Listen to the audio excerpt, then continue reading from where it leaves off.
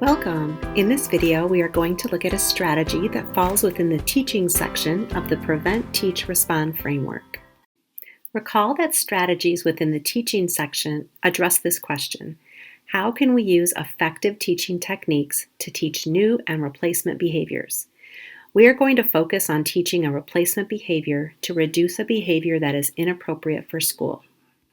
There is something in behavior science called the fair pair rule that says we should not propose to reduce a behavior without also identifying alternative desired behaviors to increase.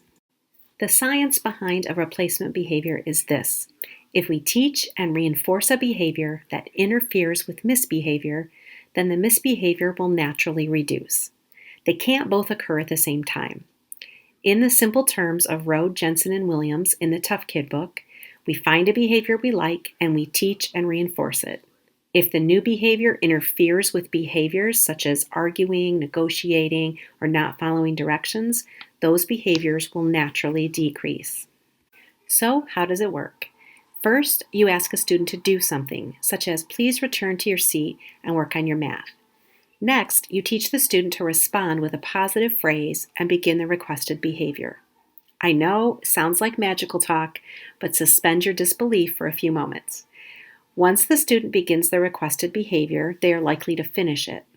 So, immediately reinforce the student for saying the positive phrase and beginning the requested behavior before you give any additional directions. And so in this way, arguing, negotiating, not following directions decreases, and compliance with your direction or request increases. It's so exciting. The authors of the Tough Kid book refer to this strategy as "sure I will," and that is the positive phrase that they teach. I know that having an example of this strategy in action will help. While this strategy can be used for individual students, my example involved the whole class. Let me welcome you to Mrs. Hunter's third grade classroom. Her classroom had about 36 students in it, and a great majority of them were not following the teacher requests at all. In fact, her directions were generally met with very negative responses, such as no and make me, and much worse. Yes, third graders. She was absolutely at her wit's end. We decided to work together to teach and use a replacement behavior, a positive phrase, as a classroom group intervention. The students were already seated in groups of 5 or 6, and so we asked each group to come up with a positive phrase, with Mrs. Hunter having the final approval. Groups came up with phrases such as, "Yes, ma'am," "You bet," "For sure," and "I'm on it."